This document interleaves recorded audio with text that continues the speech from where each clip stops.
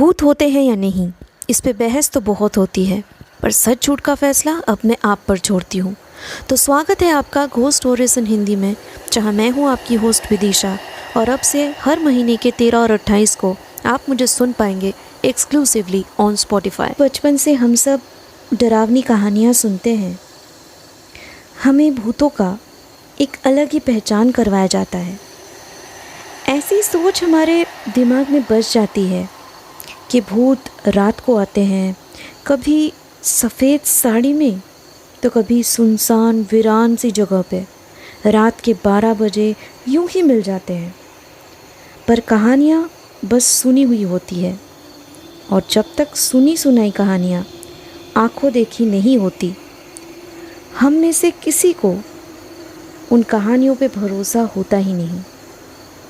मेरी कही हुई अब तक की हर कहानियों के बारे में कभी मेरी इंस्टा आईडी या कभी मेल्स या मैसेंजर पे आप लोगों के सवाल आते हैं कि क्या मेरी कहानी सच है या यूं ही कोई काल्पनिक रचना है। तो आज जो कहानी मैं आपको सुनाने वाली हूँ, उसके बाद आप अपने आप ही शायद वो जवाब ढूंढ पाएंगे जो आपने मुझसे पूछा था। बात आज से कई साल पुरानी है। कोलकाता में तब हम लोग रेंट पे रहते थे। सब कुछ अच्छा ही चल रहा था कि अचानक एक दिन हमारे एरिया के एक इशू की वजह से मेरे पापा रातों रात उस किराए के घर को छोड़ देने का फ़ैसला करते हैं जहां हम रहते थे। एक दिन के अंदर इतने जल्दी कोई दूसरा किराए पे घर देने के लिए तैयार न होने पर पापा ने कोलकाता के एक्सट्रीम साउथ पे एक इंटीरियर विलेज पे घर ढूंढ निकाला। तब के ज़माने में आज के जैसे गांव में इतने लोग रहा नहीं करते थे। एक घर से दूसरे पड़ोस के घर तक पहुंचने में ही कम से कम 15 मिनट लग जाते थे। पहले कुछ दिनों तक तकलीफ़ होकर भी बाद में उस माहौल के साथ काफ़ी घुल मिल गए थे हम लोग। मेरे घर से करीब 25 मिनट की दूरी पर एक डांस टीचर मिल गई जिनका नाम था रूमा सेन। माँ ने वहाँ मुझे भर्ती करवा दिया। स्कूल के बाद हफ्ते में 2 दिन मैं उस डांस क्लास में जाती थी। डांस क्लास में मेरी एक अच्छी सहेली बन गई, नर्मदा, जो मेरे ही उम्र की थी। उसका घर हमारे डांस क्लास के एकदम करीब था, पर वो भी 10 मिनट की दूरी पर। रूमा मैम के क्लास के बाद अक्सर हम दोनों एक साथ खेला करते थे। हर हफ्ते क्लासेस के बाद नर्मदा और मेरे लिए एक रूटीन सा बन गया था ये खेल कूद। मेरी और उसकी माँ एक साथ बैठकर घंटों बातें किया करते थे, और वही हम दोनों की खेल कूद चालू रहती थी। ऐसे ही एक दिन की बात है जब हम दोनों शाम के 4 बजे से खेल रहे थे। छुपन छुपाई खेलने का बहुत शौक था मुझे, पर नर्मदा किसी न किसी तरीके से मुझे हर बार पकड़ लेती थी। मैं थोड़ी ज़िद्दी थी और मन से मैंने उस दिन ठान लिया था कि आज किसी भी कीमत पे मैं पकड़ी नहीं जाऊंगी। कम से कम उसे थोड़ा तो परेशान होते हुए देखूं। आज कोई ऐसी जगह ढूंढनी होगी जहां वो मुझे ढूंढने का सोचेगी ही नहीं। मन ही मन ये बातें अपने आप को बोली मैं। नर्मदा ने आंखें मूंद कर जैसे ही गिनती शुरू की, मैंने फ़ौरन भागना शुरू किया। मैंने पहले से ही सोच लिया था कि मुझे आखिर कहाँ पे छुपना है।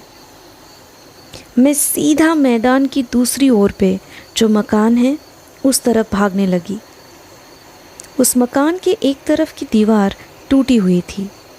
मैं वहीं से उस मकान के अंदर जो गार्डन सा बना हुआ था, वहाँ एक बड़े से पेड़ के पीछे जाकर छुप गई।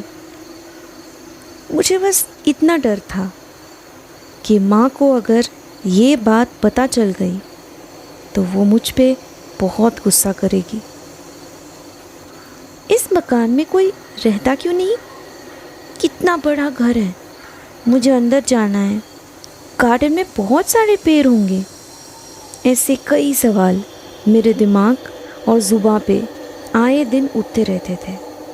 काफ़ी बार माँ से मैंने ये बातें शेयर भी की, पर उन्होंने मुझे उल्टा और मना कर दिया।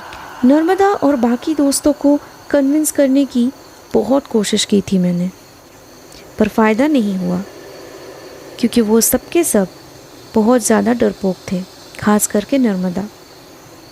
इसलिए जब मुझे छुपन छुपाई के खेल का बहाना मिल गया तो मैंने दूसरी बार नहीं सोचा कि कहाँ छुपना है। सीधा मैं उसी मकान के अंदर जाने का प्लान बनाई। एक तरफ नर्मदा भी मुझे वहाँ ढूंढने नहीं आती और दूसरी तरफ मुझे मौका मिल जाता उस घर के अंदर का नज़ारा देखने का।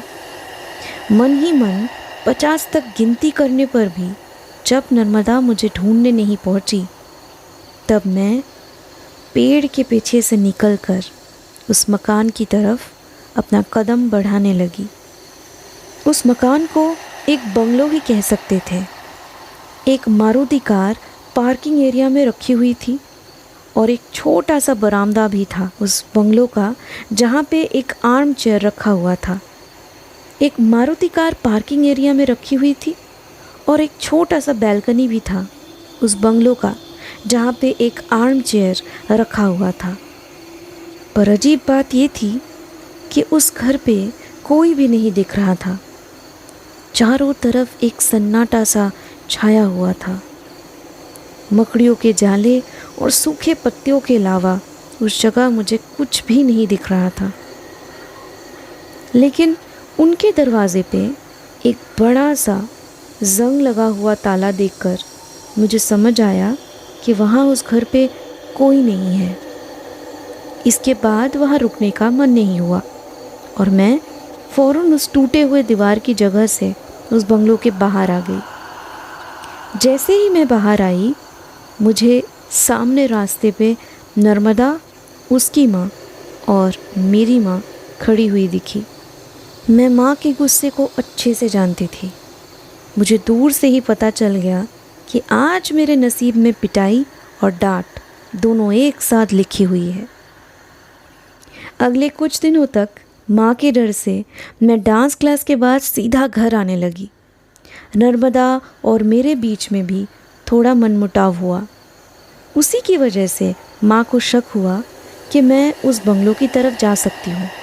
तभी माँ उस बंगलो के सामने खड़ी होकर मेरे खोज में ताका झाकी कर रही थी, वरना मुझे कोई पकड़ नहीं पाता। करीब 2 हफ्ते बाद एक दिन माँ खुद से डांस क्लास के बाद नर्मदा के साथ मेरी सुलह करवाई और फिर से हम दोनों उस दिन खेलने लग गए। खेल खेल में कब शाम के 5:30 बज गए हमें पता भी नहीं चला और माँ ने फिर मुझे घर जाने के लिए कहा, पर मैं ज़िद करने लग गई कि बस कुछ देर और खेल लूँ, उसके बाद घर वापस चली जाऊँगी। बहुत कहने पर भी जब मैं नहीं मानी तो माँ को वापस गुस्सा आ गया। ठीक है, अब तुम रहो यहाँ, अकेले ही घर वापस आना, तब अकल ठिकाने आएगी तुम्हारी। ये कहकर वो वहाँ से चली गई।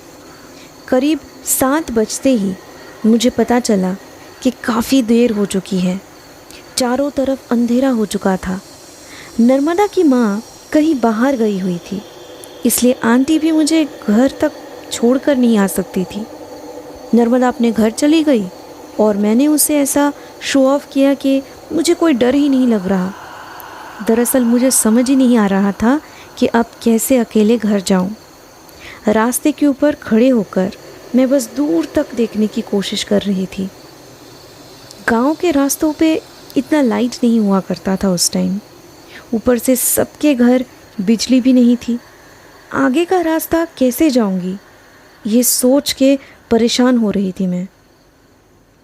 जैसे तैसे मैंने आगे बढ़ने का सोचा और शायद 1 ही मिनट हुआ होगा कि मुझे ऐसा लगा मेरे पीछे कोई है।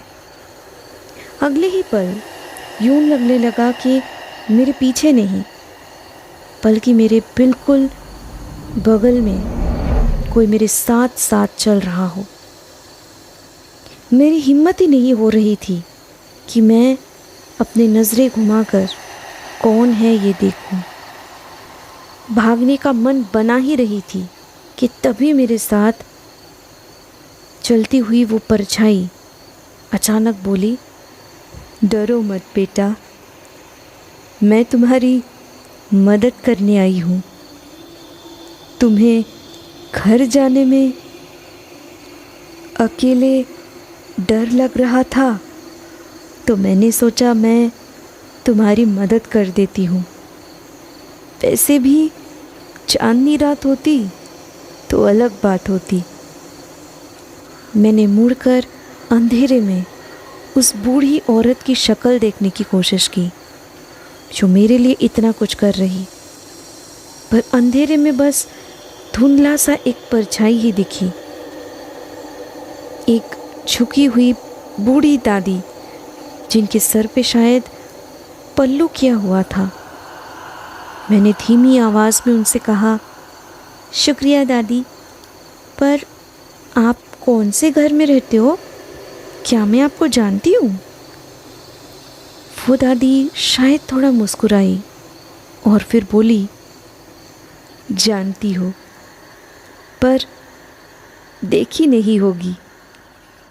मैं तुम्हारे डांस क्लास के सामने जो घर है वहाँ बैल्कनी में बैठकर रोज़ तुम बच्चों को खेलते हुए देखती हूँ।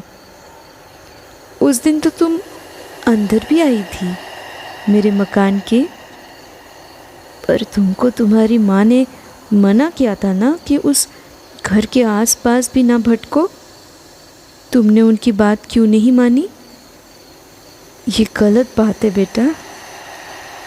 मैंने थोड़ा दुखी होकर कहा, पर क्यों नहीं जाना देती मुझे वहाँ? और आप उस दिन घर पे थे? नहीं, मुझे तो आप नहीं दिखी वहाँ पे। जवाब में दादी बोली, मैं तो हमेशा से वहीं पे रहती हूँ बेटा, उसी बैल्कनी पे बैठकर अपने बेटे के विदेश से लौटने का इंतज़ार करती हूँ। 5 साल पहले रिश्तेदार आए और मेरा क्रियाक्रम भी कर गए, पर वो नहीं आया। ये क्रियाक्रम क्या होता है? कुछ नहीं बेटा, बस तुम इतना याद रखना कि अपने माँ बाप की कही हुई कोई भी बात को अनसुना नहीं करना चाहिए। मैंने अपने बेटे को वापस आने को कहा था, पर जैसे मैं इंतज़ार कर रही हूँ अपने बेटे के लिए, तुम्हारी माँ भी इंतज़ार कर रही है तुम्हारे लिए। और माँ के इंतज़ार में उनका प्यार और फ़िक्र दोनों होती है। आज से तुम उनकी बातें मानना, ठीक है? दादी की बातों को अच्छे से समझने की कोशिश करने लगी थी मैं कि तभी दादी ने फिर से कहा, देखो आ गया तुम्हारा घर, जाओ मैं यहीं पे खड़ी हूँ। मैंने उनको कहा, आप भी आओ ना, रुको मैं माँ को बुलाती हूँ। इतना कहकर मैं माँ को बुलाकर बाहर लेकर आई और उनको रास्ते की तरफ इशारा करके कहा, वो देखो माँ, ये दादी उसी मकान में रहती है जहाँ आप जाने को मना करते हो।